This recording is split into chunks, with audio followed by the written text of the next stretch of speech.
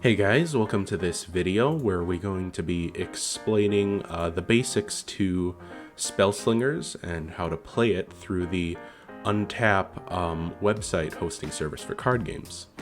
So as you'll see here, there's a few pages here. The only two that we need to be worried about is decks and games. Games, we're going to want to be under the custom CCG section. That's where you can find the SpellSlingers matches as people make them. And the decks page is where you create a deck. Now, if you want to create a deck, you go to the top right here and you click Create Deck. Then you can choose here what it is you want your deck to be based off. Magic the Gathering, Final Fantasy, Force of Will, Harry Potter, whatever it is. But you're going to want to select Custom CCG here, and then you're going to want to input the name of your deck. Doesn't matter what it is, so we're just going to say 1, 2, 3. And then we're going to create the deck. Now from here, you get to search for cards that you want to add. There should be at least a good chunk of the cards in a database, so you can look up the cards, see what they do, and then decide whether or not you want to add them. Here you can actually star cards, so say I didn't have this card starred and I searched for it, but I know I want to use it in the future. I can click this little star right here, which favorites it and puts it under this special list. So the first thing you're going to want to do is take any mana stone. Now, a mana stone is the base level of payment that you use in this card game. So, for instance, a mana orb, you have to expend 3 mana stones. So you, for instance, could say 3 dark mana stones.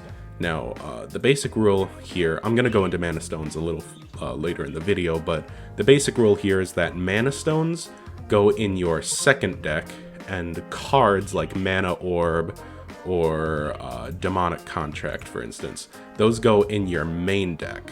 All right, so that's just for a basic game, and you want to have 10 mana cards, exactly 10, no more, no less, and you want at least 30 cards in your main deck. That is the standard rule for this game, just to play standard games. It used to be 20, but it's been updated since to make the gameplay feel a little bit more beefed out. So once you have yours done and completed, you have all the cards you want, there's going to be a green button up in the top right here that says Save Deck, or Save Changes, rather. Once you hit that, it'll just bring you back here. All the options will be saved to your deck, and then you'll be able to choose it from here. Now, for the purpose of this video, I've made an example deck just to explain some basics of the game. So I'm gonna create a match, hop right in, and then we'll go over some basic properties of cards and how to use them. Alright, so this is the general play area that you have when you're playing a match through Untap. Here you can see your main deck, which is where you pull your cards from, and your secondary deck, where you pull your mana stone cards from. On the left hand side, you'll find a few options here. There's an insert token section. That's in case your card has an effect which summons any type of token. So for instance, if I say type 100 100 and search by tokens, there's a few cards here that get used in the game, such as the human soldier. So that's just there for to make things easier, you know, rather than having to bring extra cards in your deck in case you need them. The next is alert response. You can use this whenever you have a reactionary card you can use in game. This is mostly used by water decks. There is no response, which is also generally used by water decks. It's just saying that there's nothing you have to retort the action a player is taking. And then down here, there is a few options for rolling dice or flipping coins. Generally, the only ones that get used is the roll a d6 and the flip a coin option, which only come up on a few cards, but they are still noteworthy to remember that they're there. So generally how a game goes is you start by drawing 5 cards to your hand, and then you can choose any amount of these cards to shuffle back into your deck and replace them. So say you get a very high cost card into your hand. Well, you can put that back in your deck and shuffle it and try to get a lower card that you can use earlier in the game. So just to start over the basic ideas of mana stones and card play, we're actually just going to start by left-clicking on the Mana Stone deck, and then hovering over Draw 2, and then clicking the Draw to Play. Now for this purpose, I'm going to draw 4 to play to show you the 4, or well, rather 5, I should say, to show you the basic Mana Stones that you can find. Because this game is, of course, based on 5 different elements that you can use, which are used to summon specific types of cards. Now, here's 4 of them. I do actually need to go here and find an additional card, which I did not add in the correct order in the deck. There it is. So the 5 types of cards are Earth, Fire, Air, Water, and Dark. These are the 5 basic Mana Stones. Earth is generally based around playing high mana enemies, which are usually a lot stronger and a lot beefier, but they cost, of course, more mana. So then there's also cards in the deck that allow you to push the flow of Mana Stones that you're drawing per round up, which means you get to your late game cards faster than, say, an Air deck would. Next would be the Fire Mana Stone, which is the Fire element, which is based around dealing high damage through things like spells or summoning actions, such as a card where you are able to attack the same turn that it was summoned rather than having to wait until the turn after to make an attack with it. Air type would be playing lots of lower mana allies into the field, which are easier to pump out and in greater numbers, dealing a lot of small amounts of damage rather than fewer sources of large damage, which guarantees less damage but also helps ensure that more of your cards will survive through the battle. Water would be in cases of mostly used for like reactionary or preventative spells. So say I want to put out a 10 mana Elder God. Well, if I'm playing against a water deck, they could expend so many water Mana Stones to cast a spell that, say, puts the card back in my hand, so I have to wait another turn to summon it, or it instantly expels the card, which means it can't be played or retrieved the rest of the game. And finally is the Dark element, which is mostly based around the idea of dealing damage to yourself to give your cards or your hand better options. So for instance, the card Dark Deal, which you have to deal 2 damage to yourself, but you are able to draw 2 cards from your main deck, giving you more options for the next turn.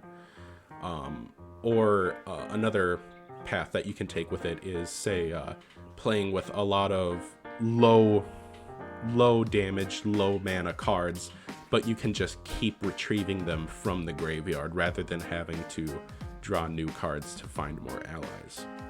And finally here we have Mana Stones, which are able to be used in more than one case. So for instance, this one is the Mana Stone of Greed, which lets me exhaust it to create a dark mana or an air mana. So a strategy in this game is, rather than playing 100% into one particular element, you can play into 2 or even 3 elements, giving your deck more synergy, but at the same time making it less effective, because of course you can't choose which cards you pull. So you might have 3 air Mana Stones, but all your cards are dark, which means you can't play any of them. And one final card would be the specialized cards. So for instance, right here we have the specialized card for air decks, which allows you to create 1 air mana, or it allows you to give your allies a 100/100 buff, which means they gain 100 health and 100 attack for that turn, and then that goes away at the end of the turn.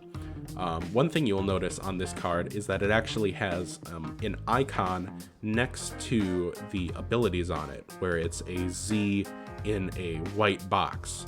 This is an indication that this card can be played on your turn or the enemy's turn, rather than only on your turn. So for instance, if you had an ally out on the field and the enemy had an ally out on the field and they want to use their ally to kill yours, you can, as a reaction, expend this card, making your ally deal more damage to them, potentially trading the kills with them, or at least dealing more damage to that ally.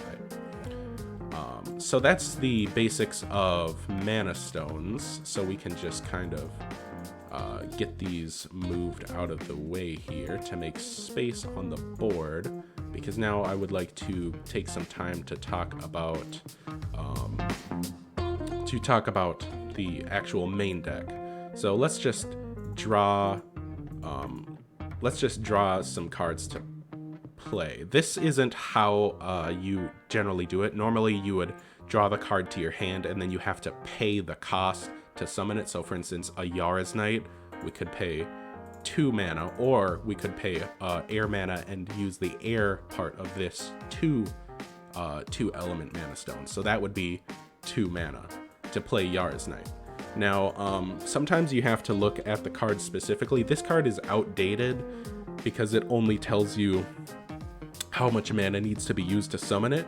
But for instance, this card, it only actually requires 1 air mana stone. The other mana stone can be whatever you want. So let's see if I can find a card here. Yes, so this is actually the next card I wanted to talk about, is City Walls. So for instance, it more clearly tells you that you need specifically 2 air mana stones rather than 1 air mana stone and 1 of anything. So that's the basics. That's the basics of how you're supposed to play it. You play it to your hand, then you have to pay the summoning cost to put it into play. And at that point, you get to have some fun little abilities on the cards here. So for instance, Yara's Knight here has the swordsmanship ability, where you can see it says, this ally attacks first while dealing combat damage. Now what that means is, normally in a game, if you don't have the swordsmanship ability and neither does another ally, if this card were to attack that ally, they would both take damage at the same time. So he would deal 200 damage, and then let's say the ally deals 300, but it has 100 health. So he kills it, but it also kills him because it exceeds the amount of health he has. But with the swordsmanship ability, he deals damage before, which means if he were to deal 200 damage to the 100 HP enemy, they would die, but they wouldn't be able to deal 300 damage to him, which means he hasn't taken any damage. Of course, the trade-off being that usually swordsmanship cards generally have more attack and less health, such as the Mark IV Crusader, which has 600 attack but only 200 HP. So that's basically the gist of how that works, is where it usually tells you, sometimes it just gives you the keyword. This one also gives you the full extent of what the ability is. This is City Walls, which is a Vanguard card. Now, Vanguard means that, well, it says here, allies must attack allies with Vanguard instead of attacking an avatar or non-Vanguard ally.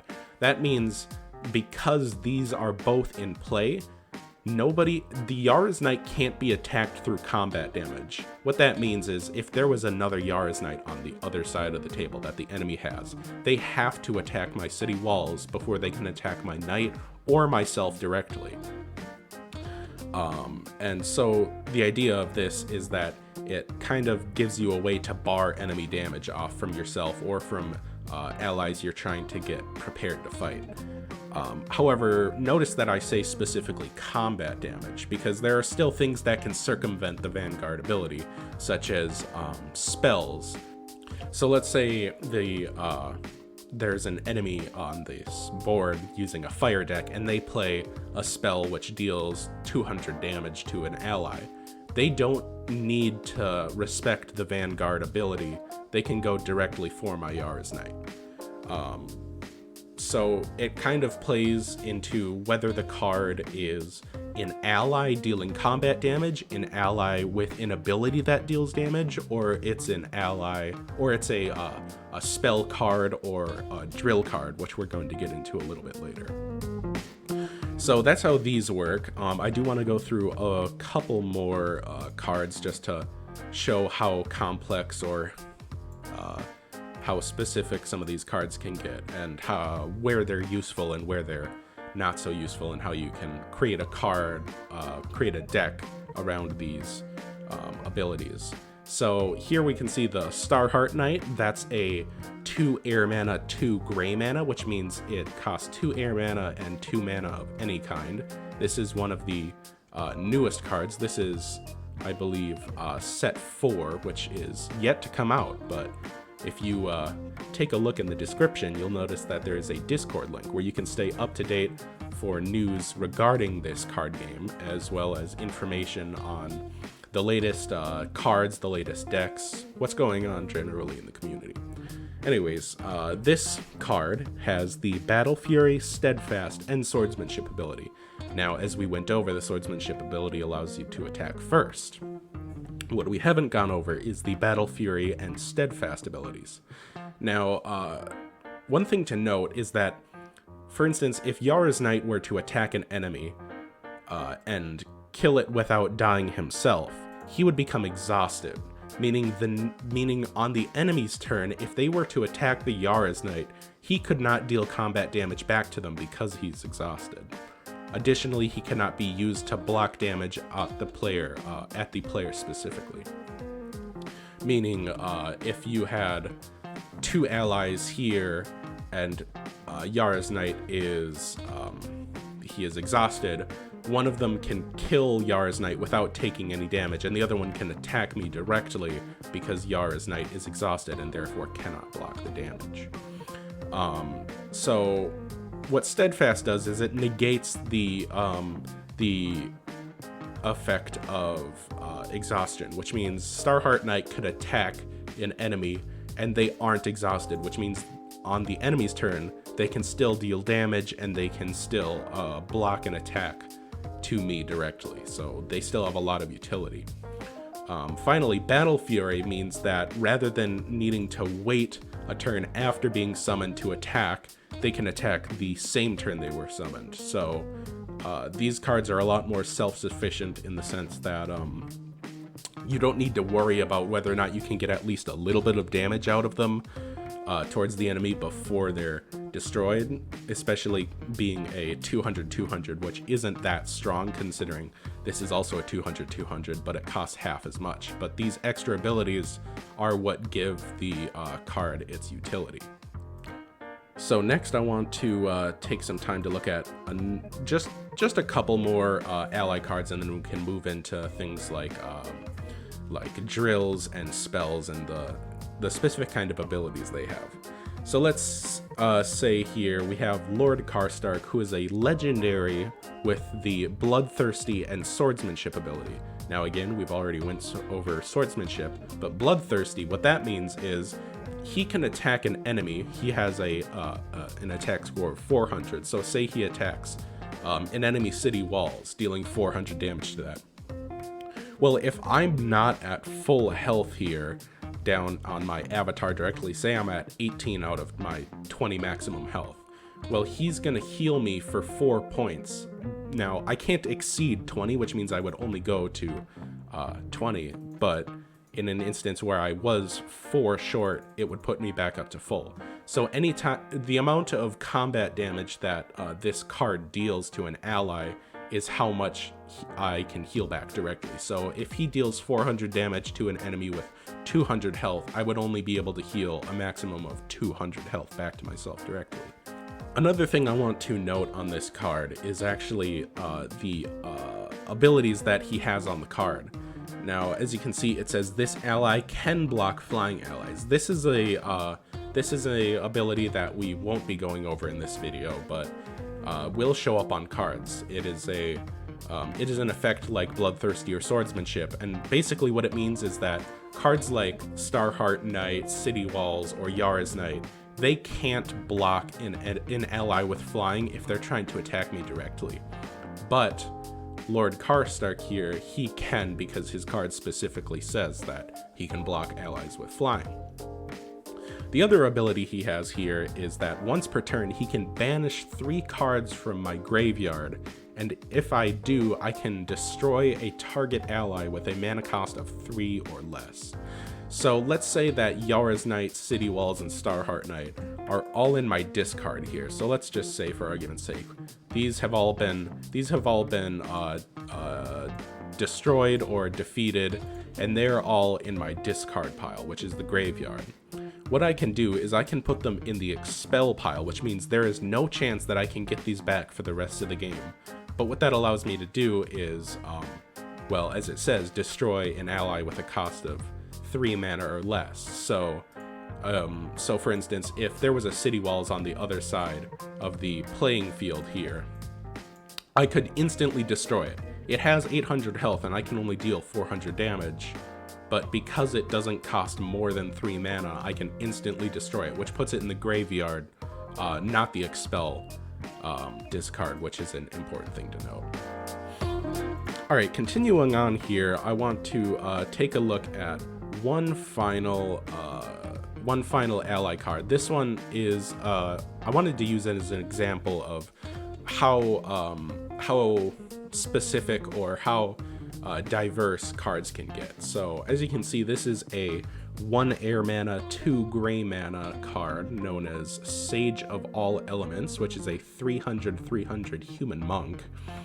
And the abilities that they have is, if I want to gain any of these 4 abilities, Battle Fury, which we have already gone over, Bloodthirsty we've already gone over, Frostbite and Predator, those are 2 more ones which you can learn about if you decide to get into the game for yourself.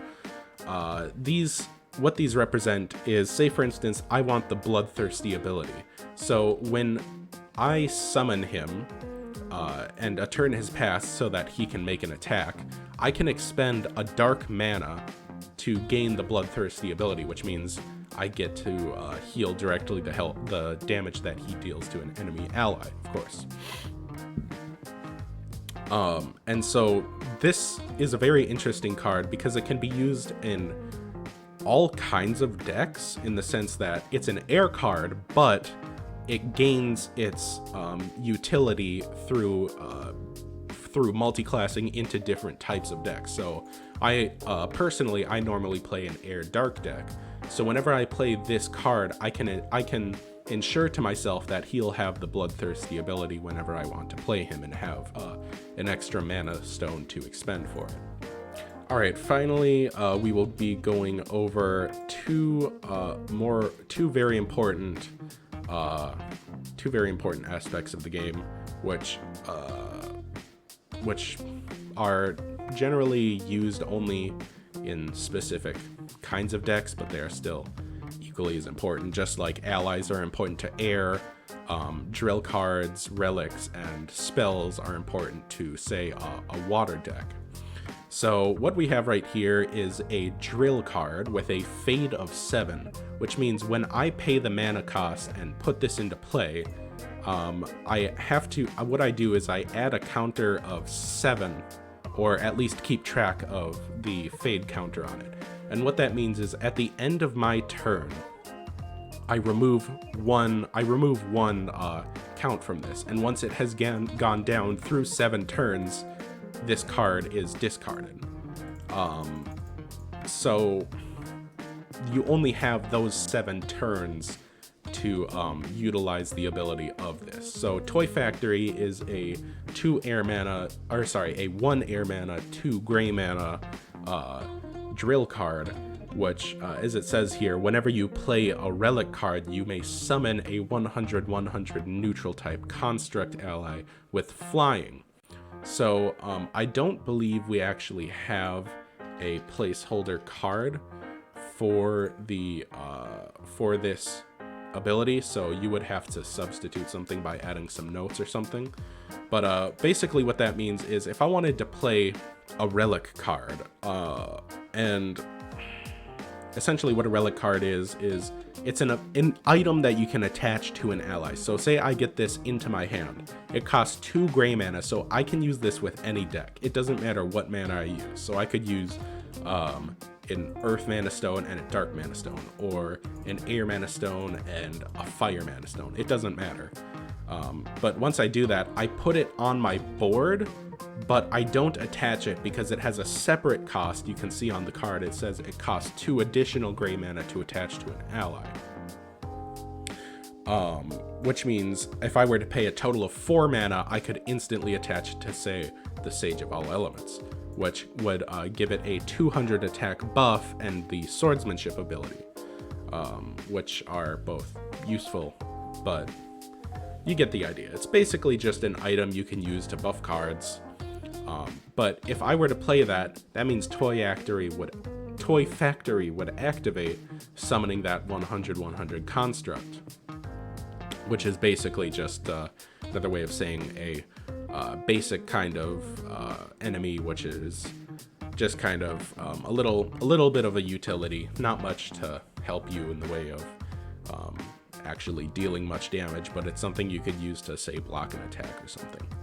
But that's generally the gist of drill cards, is you only have so many turns to do what is on the card. So for instance, there's a card called Cornucopia, which lets you create 1 earth mana for every mana stone you expend. So if you had an earth and a dark mana stone based deck, if I were to activate this dark mana stone, it would create a dark mana stone and an earth mana stone. But you only can do that for, I believe it's a 3 round fade. So after 3 rounds, then you would discard it.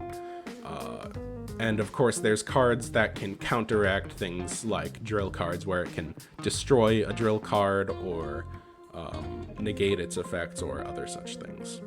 And finally, to wrap things around, there is the final type of card, which is which are spell cards. So a spell card are, well, for instance, these two. Spell cards are a specific type of card you can use, which have effects that just happen as such the card describes them, and then are discarded. They aren't kept on the board, or they aren't acted as fade counters or allies. They just happen and then they're discarded. So for instance, the Yarn Bauble, it has 3 options you can choose. You can either heal 300 damage. Now it doesn't specify whether that would be to yourself directly or to an ally, which means you could either heal yourself for 300 or you could heal an ally for 300. The second ability being allies you control gain a 100 attack buff. So what that means is, regardless of whether or not this is on the board, once it's discarded, all those allies still gain the 100 attack buff. They only lose it if they, say, die, but then you have some card that can resummon them. Then they don't have that buff anymore. As well as this second spell card here. The reason I brought this one up, as opposed to having both cards, is because this has what is called the Snap ability, which means it's very similar to Son of Skyworld here, which can be activated on either turn. That's what Snap is to spell cards. So I could activate this card on my turn or the enemy's turn. And of course, the effect of this is that I'm able to summon 2 100/100 soldiers, which we talked about earlier using the insert card or token option. So sometimes it can actually be better to utilize the advantage that Snap gives you, where the enemy might think you don't have much on the board, but you can activate this ability, which gives you just that much extra time or HP to make a move you might want to make that you couldn't on the same turn, but you can on the next. Besides that, just general information for the game would be that it's generally played in a 1v1 situation where it's yourself versus one other player. Again, you start out with that round of drawing 5 cards and determining which cards you would like to keep and which you would like to put back into your deck. And at that point, one person is chosen to go first, and they are able to either draw 1 mana stone or draw 1 card from their deck. So you can only make one of those actions unless you have a card which says otherwise, such as water decks, which allow you to take actually an entire extra turn with a spell card they have, effectively letting you draw 1 more card, or again, things such as Dark Deal, which allow you to draw more cards in 1 turn. But generally what happens is you draw your first 5 cards, you mulligan them. That's the term when you exchange cards for new ones, is you mulligan the cards. And then you start, let's say you start the turn, well then you draw a mana stone, and then you try to look if you have any cards that can be played with that number of mana stones. If not, then you pass the turn to the other player who makes the same actions. And you basically just keep going back and forth with this, drawing mana stones or drawing cards, determining which option is best, being able to expend or tap mana stones, which means you rotate them to the side, indicating that you've used them at the beginning of your turn. So let's say I expend 2 air mana to play Yara's Knight. Well, these 2 are expended until the beginning of my next turn, which means after the enemy has made their turn and it's back to me, then I can untap them. And the reason this is important is, again, for those snap cards, which you need to be able to have the mana on the enemy's turn to play those, which is why sometimes it's better not to play a card so you can keep the mana to play a snap card if you need it later. After that, it's, again, just generally back and forth. The main object of the game is to get your enemy's health to 0. Each enemy has a maximum and starting health of 20. This is equivalent to saying 2,000 health. So for instance, Karstark again has 200 health, which would only be 2 HP to a player. So it is displayed a little differently on the untap browser player, but it still serves the same purpose in the sense that you can take 2,000 points of damage before you die. Again, you can do things such as exhaust an enemy that isn't already exhausted to block an attack. So let's say the enemy has this Starheart Knight and they want to use it to attack my player directly. Well, I can exhaust the Yara's Knight, which will stop the Starheart Knight from dealing any damage to me, but it also would kill Yara's Knight because of the fact that they both have swordsmanship, which means it cancels out and they attack at the same time rather than one attacking before the other. And again, that plays into things like flying, which negate it, or spells or cards, abilities, which aren't affected by things like Vanguard or blocking allies. But anyways, yeah, that's pretty much the basics of how you get yourself started off. Again, 10 cards to a mana deck, 30 cards at least to a main deck, playing through those different elements, deciding what option is best on how to use your mana and when and on what, the abilities, what they mean, when you can use them, how they work, the difference between a graveyard or the discard and the banish or expel zones, things like snap, things like drills, spells, allies, relics, and mana stones, and how those all work together to kind of create a well-balanced match. Again, if you have any questions or are interested in learning more about this game, you can go down to the description where there will be a link for the Card Games Discord that has an active community of admins and moderators who you can use to ask any questions you might have or get any advice on your deck building or your strategy to become a little better at the game. Additionally, there is a tournament coming up in about a week, I believe, for this game. You are welcome to enter if you wish, get some tips and tricks on how you might bring about getting yourself a victory through that.